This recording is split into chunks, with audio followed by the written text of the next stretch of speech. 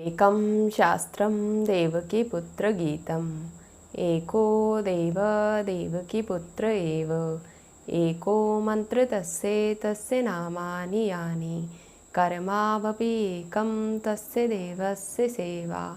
हरे राम राम राम हरे हरे, हरे कृष्ण कृष्ण कृष्ण हरे हरे। बोलिए योगेश्वर श्री कृष्ण भगवान की जय। आइए, स्वागत है आप सभी का अपनी उस जर्नी पर जिस पर हम चल रहे हैं। आज हम उसके चैप्टर नंबर 6 पर पहुंच गए हैं। चैप्टर नंबर 6 जिसका नाम है आत्म संयम योग, या इसको हम ध्यान योग के नाम से भी जान सकते हैं। इसमें ध्यान की बात की गई है। ध्यान मीन्स मेडिटेशन। ये चैप्टर भगवत गीता के गंभीरतम अध्यायों में से एक है। जैसा कि नाम से ही स्पष्ट है, ध्यान योग। इट मीन्स अब हमें थोड़ा और ध्यान से सुनना होगा। So please pay attention. जब हम किसी काम को करते हुए अपना ध्यान कहीं और लगाते हैं तो ये एक और स्थिति है। पर यदि हम जिस काम को कर रहे हैं उसी काम को बहुत ध्यान से करते हुए भगवान के अर्पण कर देना, ये एक और स्थिति है। जब हम कुछ काम करते हैं तो हमारा शरीर उस काम को करता है, पर हमारा मन उस काम में नहीं होता, तो हमें थकान का अनुभव होता है। जस्ट फॉर एग्ज़ाम्पल, अगर हम कोई व्यवसाय कर रहे हैं लेकिन हमारा ध्यान उसमें नहीं है तो बहुत जल्दी वो व्यवसाय समाप्त हो जाता है। पर यदि हम जो काम कर रहे हैं उसमें हमारा शरीर और मन दोनों की ऊर्जा एक ही तरफ कार्य करती है तो वो काम आनंद दे जाता है। जब कभी हम खेलते हैं तो हमें थकान का अनुभव नहीं होता है, बल्कि हम और आनंदित हो जाते हैं। ऐसा इसीलिए क्योंकि जब हम उस काम को करते हैं तो हमारे शरीर की ऊर्जा और हमारे मन की ऊर्जा दोनों एक तरफ काम करती है। लाइक हम बैडमिंटन या लॉन टेनिस खेलें तो सामने से आती हुई शटल पर हमारी पूरी ऊर्जा का फोकस रहता है। हम उसको बहुत ध्यान से देखते हैं कि हमारा वो जो पूरा अटेंशन है वो उस शटल पे रहता है कि सामने से जो स्ट्रोक आया है हमको उसको हिट करना है। तो जब हम थक जाते हैं तो तब हम खेलते हैं कि जो हमारी थकान है वो उतर जाए।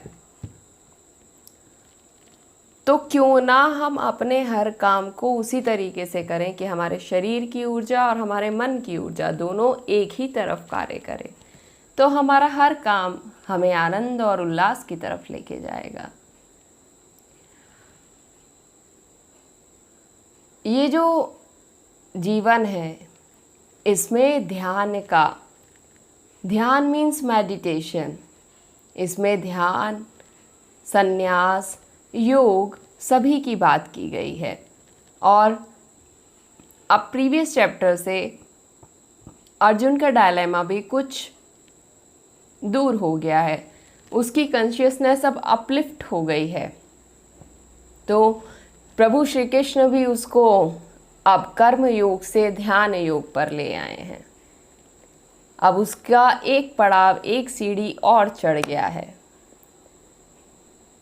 तो अब कहने का, समझने का, दोनों का लेवल थोड़ा सा चेंज हो गया है।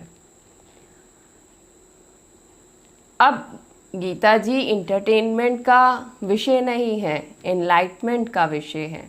हमें इसको पूरे ध्यान, पूरे मनोयोग के साथ सुनना होगा और अपने जीवन में इसको उतारना होगा, तभी इसकी सार्थकता है। इसमें जो मेन एक उद्देश्य बताया गया इस चैप्टर में, मेन मोटिव है बताने का, वो है रिसोर्सेज। हमें अपने अंदर के रिसोर्सेज को जुटाना, अपने अंदर के स्रोतों को जुटाना।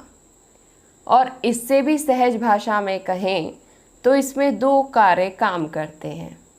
पहला, हमें अपने अंदर के रिसोर्सेज को जानना, दूसरा उसको जानने के बाद उसको यूटिलाइज करना, उसका उपयोग करना।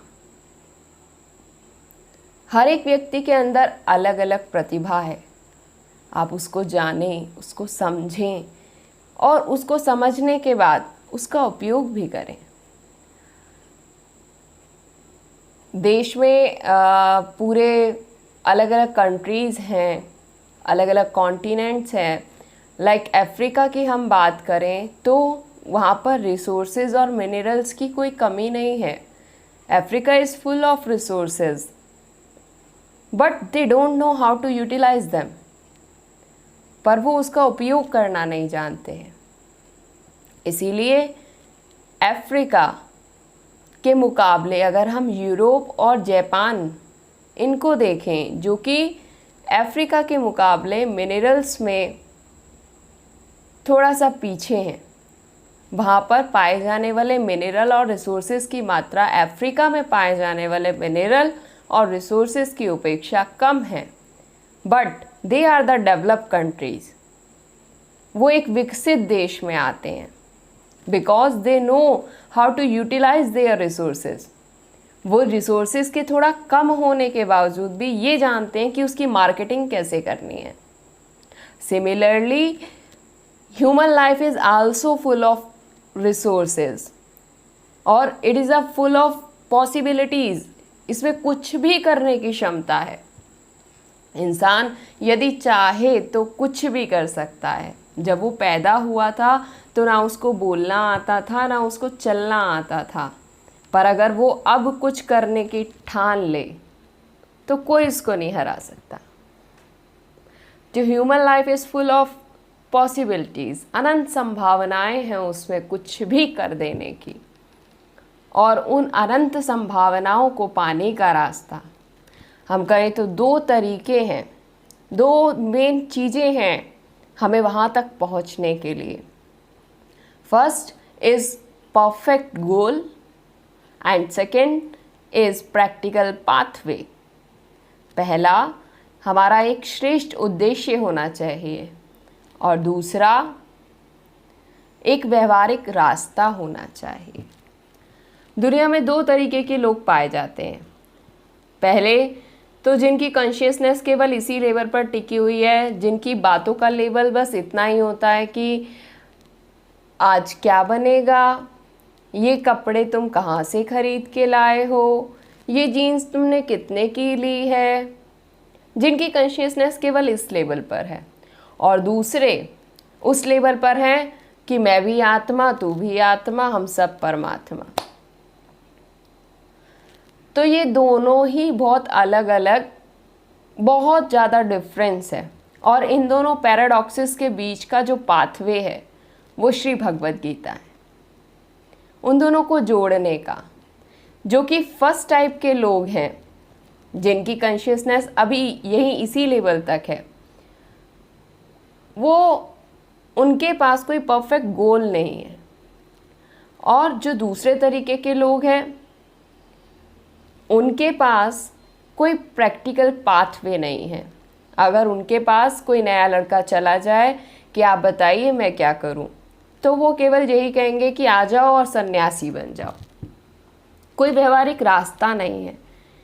लेकिन जब कोई एक नया लड़का बिना संसारिक चीज़ों को जाने, पहचाने, उनका प्रयोग किए जब सीधा सन्यासी बन जाएगा, तो एक स्थिति ऐसी आएगी कि जब वो उन चीज़ों का अनुभव कर पाएगा तो जिस वो स्टेज पर है वो वहाँ से हट जाएगा, क्योंकि वो फिर उनकी तरफ आकर्षित हो जाएगा, क्योंकि उसने उन चीज़ों का कभी महसूस ही नहीं किया, उन चीज़ों की तरफ कभी गया ही नहीं।